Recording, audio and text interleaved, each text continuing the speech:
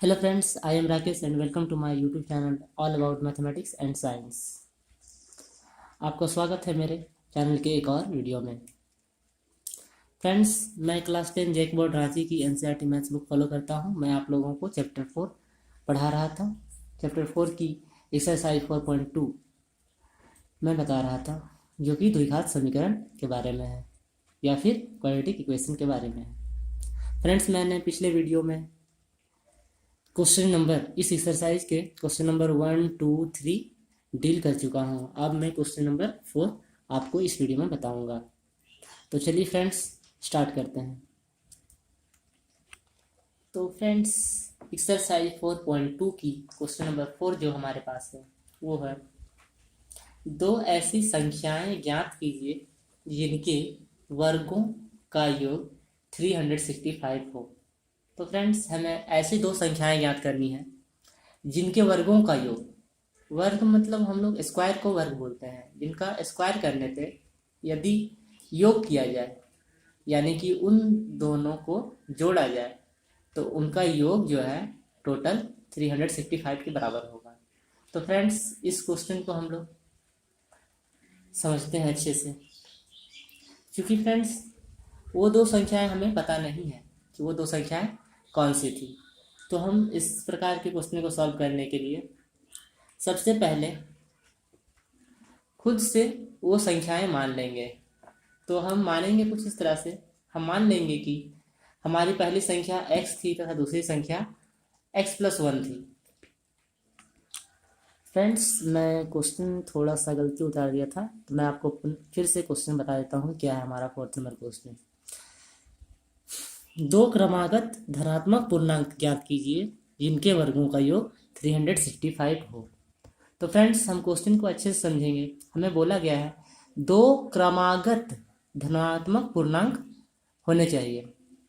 क्रमागत का means friend कि लगातार, सक्सेसिव नंबर्स टाइप, और धनात्मक मीन्स पॉजिटिव, पॉजिटिव नंबर होंगे वो जो भी होंगे, और क्रमागत हो भी होंगे यानी लगातार, और पूर्णांक फ्रैक्शन में नहीं होंगे, वो पूर्णांक होंगे। तो फ्रेंड्स, क्रमागत का एक विशेषता है यह कि जैसे हम लोग नंबर्स देखते हैं 2, 3, 4, 5, 6, तो क्रमागत यानी नेक्स्ट वाला जो भी नंबर होता है वो पिछले वाले से एक ज़्यादा होता है फ्रेंड्स। इसलिए हम लोग कुछ इस प्रकार से मानेंगे, क्योंकि हमें दोनों क्रमागत धनात्मक पूर्णांक पता नहीं है, इसलिए हम लोग खुद से कोई दो धनात्मक पूर्णांक मानेंगे, यानी कि पॉजिटिव नंबर के रूप में मानेंगे। नेगेटिव नंबर नहीं मान सकते हैं क्योंकि क्वेश्चन में बोला गया है धनात्मक पूर्णांक। तो फ्रेंड्स, चलिए हम लोग लिखते हैं आंसर इस प्रकार से। सबसे पहले हम लोग को, क्योंकि दोनों धनात्मक पूर्णांक पता नहीं है, इसलिए खुद से मान लेते हैं।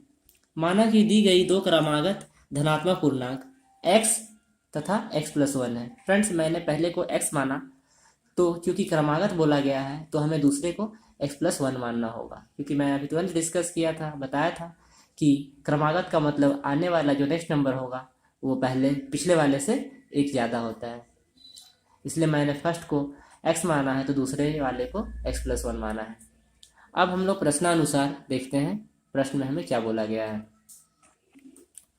फ्रेंड्स, हमें आगे पढ़ने पे पता चलता है, प्रश्न में बोला गया है कि जिनके वर्गों का योग 365 होना चाहिए। वर्ग का मतलब मैं बता चुका हूँ फ्रेंड्स कि वर्ग का मतलब स्क्वायर होता है। तो मैंने यहाँ लिख दिया है प्रश्नानुसार, यानी कि प्रश्न के अनुसार जो बोला जा रहा है मैं वो करने जा रहा हूँ। तो बोला गया है प्रश्न में कि दोनों संख्याओं का वर्गों का योग। तो फ्रेंड्स, क्योंकि हमारा पहला संख्या था x, इसलिए मैंने x का वर्ग यानी कि x² लिख दिया हूँ, और दूसरी संख्या x+1 है और इसका स्क्वायर यानी इसका वर्ग मैं x+1 का पावर 2 लिख दिया हूँ। और ये जो है इनके वर्ग करने के बाद जब इनका योग किया जाए तो इनका योग जो है 365 होता है, प्रश्न में दिया गया है। तो फ्रेंड्स, हमने इस प्रकार से ये इक्वेशन लिख लिया। अब हम लोग इसको सिंप्लीफाई करते हैं।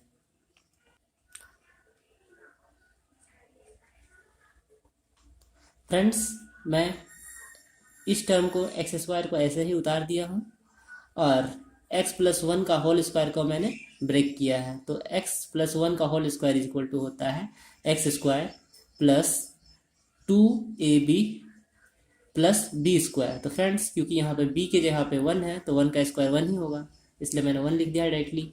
और 2 इंटू ए इंटू बी यानी कि 2 फॉर्मूला से आया फ्रेंड्स, और ए के स्थान पे x था इसलिए x लिखा है, और b के स्थान पे 1 था तो 1 तो आप नहीं भी दिखाओगे तो चलेगा, क्योंकि 1 से मल्टीप्लाई होने के बाद 1 बाहर नहीं दिखता। तो इसलिए फ्रेंड्स 2ab के रूप में 2x हम लोग लिख दिए। उसके बाद राइट हैंड साइड में 365 उतार दिया है। फिर फ्रेंड्स चूँकि ये x की घात 2 और ये भी x की घात 2 यानी कि दोनों एक ही सेम पावर के हैं, इसलिए ये जुट जाएंगे आपस में, एक बार एक्स स्क्वायर और एक बार यहाँ पे एक्स स्क्वायर, यानी कि यहाँ पे 2 टाइम्स एक्स स्क्वायर हम लोग लिख देंगे अगले स्टेप में। और फ्रेंड्स 2x ऐसे ही उतार दिया हमने, और प्लस 1 भी। और क्या करेंगे हम लोग कि 365 जो था राइट हैंड साइड में उसको भी हम लोग लेफ्ट साइड में ले आते हैं। तो फ्रेंड्स साइड चेंज करने पे हमारा साइन भी चेंज होता है। तो फ्रेंड्स हमारे 365 के सामने में कोई भी साइन नहीं दिख रहा, तो हम लोग अगर कोई साइन लेफ्ट साइड में नहीं दिखता है तो वो हम लोग अंडरस्टूड करते हैं कि वहाँ पे पॉजिटिव साइन होता है। तो फ्रेंड्स राइट इसके साथ पॉजिटिव साइन लगा हुआ है, तो फ्रेंड्स अगर हम लोग साइड चेंज करेंगे तो पॉजिटिव का अपोजिट यानी कि नेगेटिव साइन के साथ 365 हमारा दिखेगा, और राइट हैंड साइड में कुछ नहीं बचेगा, इसलिए हम लोग 0 लिख देंगे। फ्रेंड्स अब नेक्स्ट क्वेश्चन हम लोग लिखते हैं। हमने इसको 2x स्क्वायर को उतार दिया, 2x को भी उतार दिया, और जब +1 और -365 को सॉल्व करेंगे तो हमें -364 मिलेगा, और राइट साइड में यूँ ही 0 का 0 लिख देंगे।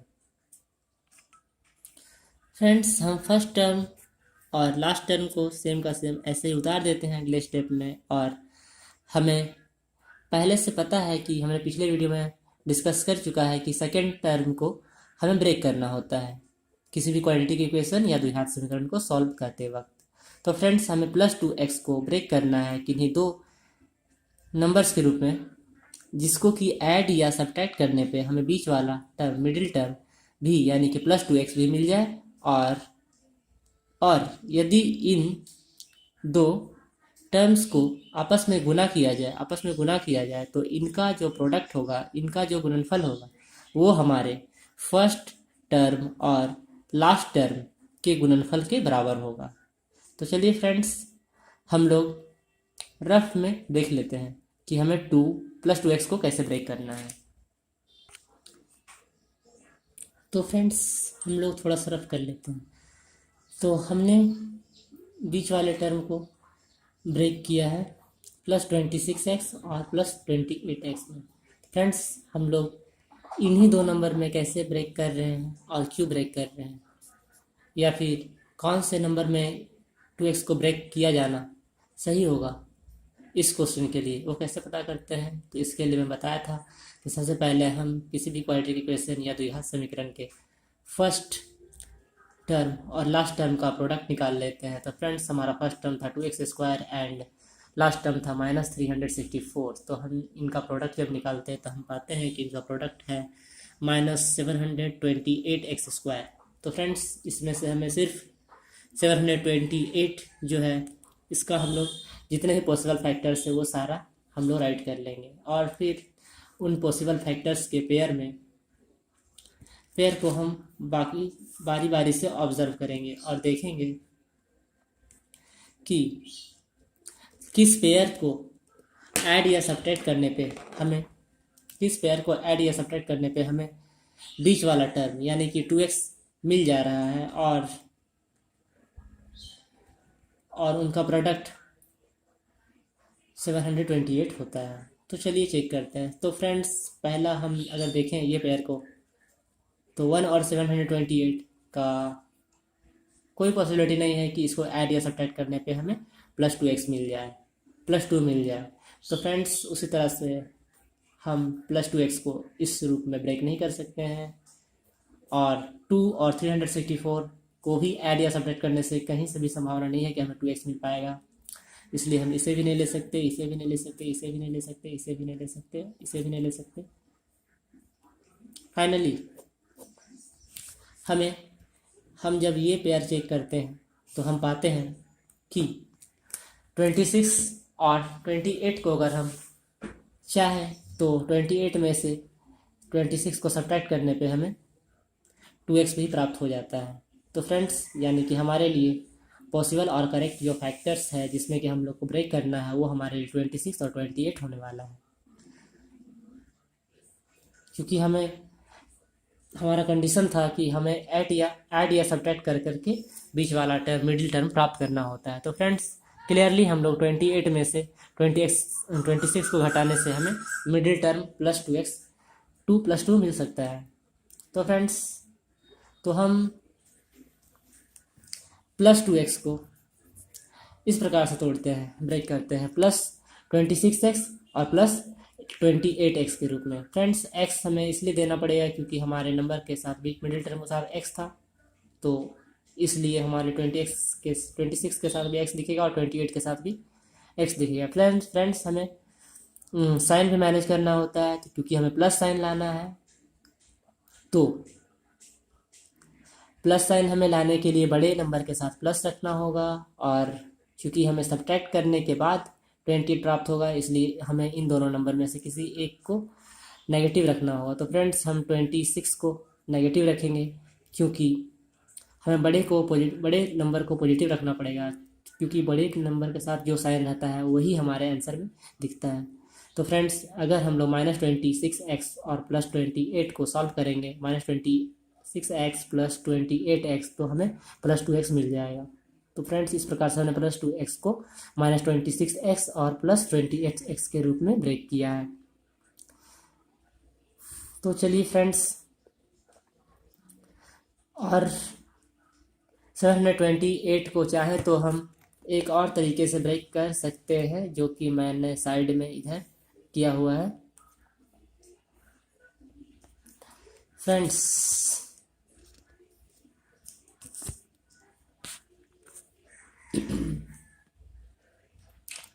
728 को हम लोग फैक्टराइजेशन भी कर सकते हैं। तो फ्रेंड्स, हम पाते हैं कि 2 से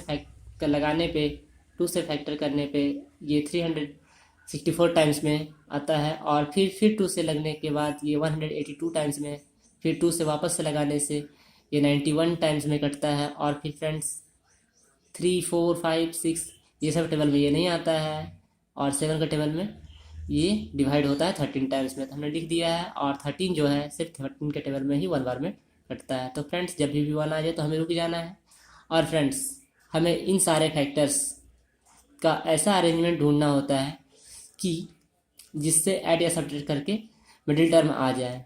फ्रेंड्स, एक और तरीका ये भी है, तो चलिए हम लोग देखते हैं। तो फ्रेंड्स, यदि हम लोग 13 और 2 का पेयर बनाते हैं तो 13 2 या 26 में मिल जाएगा, और इन तीनों को अगर एक साथ ले लिए 2 × 2 × 7, तो 7 4 या 28 हमें मिलता है। तो फ्रेंड्स, हमें दूसरे नंबर के रूप में 28 मिल गया। तो हम 28 और 26 मिल चुका है, और इसका यूज़ करके हम लोग चाहे तो +2 को ब्रेक कर सकते हैं, क्योंकि 28 में से 26 घटाने पे हमें +2 मिल जाता है। तो फ्रेंड्स, जैसा कि मैंने आपको दिखाया कि 728 को ब्रेक करने का 2 तरीका है, मैं सिखा चुका हूँ। एक इस सिंपल वाले मेथड से, जो कि हम लोग स्टैंडर्ड 6 या 7 में पढ़ चुके होते हैं, कि सारे पॉसिबल फैक्टर्स लिख लेना है, फिर उसके बाद हम लोग ऐड या सब्ट्रैक्ट करके देख लेंगे दोनों में से कि मिडिल टर्म किस वाला कौन सा पेयर हमें दे रहा है, तो वो हमें मिल जाएगा। या फिर हम लोग फैक्टराइजेशन मेथड द्वारा इस रूप में भी लिख सकते हैं, और फिर उसके बाद फाइंड कर सकते हैं कि कौन सा अरेंजमेंट हमें मिडिल टर्म दे रहा है। तो फ्रेंड्स, चलिए अब हम लोग क्वेश्चन पे आते हैं। तो फ्रेंड्स, हमने +2x को -26x और +28x के रूप में ब्रेक करके लिख दिया यहाँ पे। अब हमारे पास 2 पेयर मिल चुके हैं, अब हम बारी बारी से इन पेयर में से जो भी कॉमन आएंगे उसको ब्रैकेट के बाहर लिख देंगे और जो भी बच जाएंगे उनको ब्रैकेट के अंदर रहने देंगे। तो फ्रेंड्स यहाँ पे हमारा जो नंबर है यहाँ पे 2 है और यहाँ पे 26 है। तो फ्रेंड्स हमें पता है कि 26 भी 2 से डिविजिबल है, यानी कि यहाँ पे भी 2 इंटू 13 इक्वल टू 26 होता है फ्रेंड्स। तो यानी कि यहाँ पे भी 2 छिपा हुआ है और हमारे पास यहाँ पर भी 2 है, तो यानी कि दोनों में 2 है। और x का घात यहाँ पे 2, x का पावर 2 है और यहाँ पे x की पावर 1 है, यानी कि एक बार हम x भी कॉमन ले सकते हैं। तो फ्रेंड्स इस तरह से हमारा कॉमन जो हुआ वो है 2x। तो फ्रेंड्स 2x कॉमन लेने के बाद हमारे फर्स्ट टर्म के पास जो बच जाएगा वो होगा x और सेकेंड टर्म के लिए जो बच जाएगा वो होगा हमारा 13। फ्रेंड्स हमने सही कॉमन लिया है या नहीं इसकी भी जांच हम लोग कर सकते हैं। तो कॉमन जो ले चुके हैं उससे हम प्रोडक्ट करके वापस चेक कर सकते हैं। तो हम करते हैं चेक। यहाँ पे फ्रेंड्स प्लस है और यहाँ पे भी प्लस है, तो plus 2x into x is equal two plus 2x square. तो हमें फर्स्ट टर्म मिल गया, यानी कि हमारा सही है।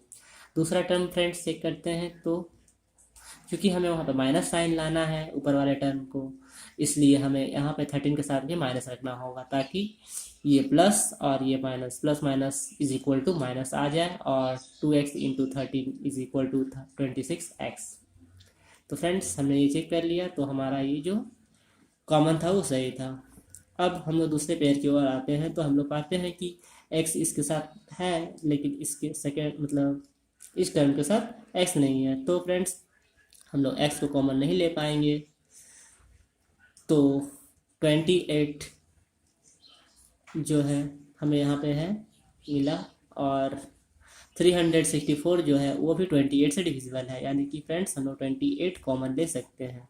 और चूँकि हमारे इस पेयर के फर्स्ट वाले डिजिट के साथ प्लस का साइन है इसलिए हमें प्लस कॉमन लेना पड़ेगा। तो फ्रेंड्स इस टर्म के लिए हमें x बच जाएगा जो कि कॉमन नहीं है, और कॉमन लेने के बाद हमें हमारे 364 के लिए जो बचेगा वो है 26 और राइट साइड में हम लोग 0 का 0 लिख देंगे। फ्रेंड्स हम लोग वापस चेक कर सकते हैं 28 into x is equal two plus 28x। और फ्रेंड्स हमें यहाँ पर माइनस रखना होगा क्योंकि हमने बाहर में प्लस लिया है, तो प्लस और minus is equal to minus के इक्वल भी आना चाहिए, पिछला वाला टर्म हमें मिल जाना चाहिए। और 28 इंटू 26 इज इक्वल टू 364। तो फ्रेंड्स अब हम लोग करेंगे क्या कि नेक्स्ट स्टेप लिखेंगे। नेक्स्ट स्टेप में हम लोग जो बाहर कॉमन लिया था उसको एक ब्रैकेट में लिख देंगे और एक जो कि सेम आया हुआ होता है। हाँ फ्रेंड्स 28 कॉमन लेने के बाद हमें 13 यहाँ पे मिलेगा। अब हम करेंगे ये कि हमने जो ब्रैकेट के बाहर कॉमन लिया हुआ था उन दोनों को एक साथ लिख देंगे और ब्रैकेट के अंदर जो था सेम उसको भी हम लोग उतार देंगे, x minus 13 is equal to 0। अब फ्रेंड्स हमारे पास दो फैक्टर्स मिल चुके हैं 2x प्लस 28 और x माइनस 13। बारी बारी से हम लोग इन दोनों को 0 के बराबर करेंगे और x का वैल्यू फाइंड करेंगे जो कि हमारा मूल के नाम से जाना जाता है। और इस प्रश्न के लिए वो हमारा x का मान हमारे दो धनात्मक पूर्णांक निकालने में मदद करेंगे। फ्रेंड्स जब हम लोग पहले वाले फैक्टर 2x प्लस 28 को 0 के इक्वल करते हैं तो हमें x का वैल्यू माइनस 14 मिलता है। तो फ्रेंड्स क्योंकि हम मान चुके हैं कि x जो है धनात्मक पूर्णांक है, पहले हमने मान चुका है कि माना कि दी गई दो क्रमांक संख्याएं धनात्मक पूर्णांक है, यानी कि हमारा जो पूर्णांक जो भी वैल्यू आने वाला है वो पॉजिटिव होगा, इसलिए x की वैल्यू हम लोग नेगेटिव वाला नहीं ले सकते हैं। अतः हम लोग इस वैल्यू को नेगलेक्ट कर देंगे, यानी कि हम लोग x का वैल्यू ये वाला नहीं ले सकते हैं। तो फ्रेंड्स अब हमारे पास दूसरा factor x minus 13 is equal to 0 लेने पे हमें x की value x minus 13 is equal to 0 लेने पे हमें x का वैल्यू प्लस 13 मिलता है। इस प्रकार से हमने x को चूंकि प्रथम क्रमांक धनात्मक पूर्णांक माना था, यानी कि पहला धनात्मक पूर्णांक हमने x को माना था, इसलिए हमारा पहला धनात्मक पूर्णांक 13 हो गया और दूसरा धनात्मक पूर्णांक जो होगा x+1 यानी कि 13 + 1 = 14 होगा। तो चलिए हम लोग देख लेते हैं। तो फ्रेंड्स इस प्रकार से जो हमारी x की वैल्यू होगी वो हमारा प्रथम यानी पहली धनात्मक पूर्णांक होगी, और वो x का जो वैल्यू है वो 13 था, इसलिए हमारा पहला धनात्मक पूर्णांक 13 हुआ।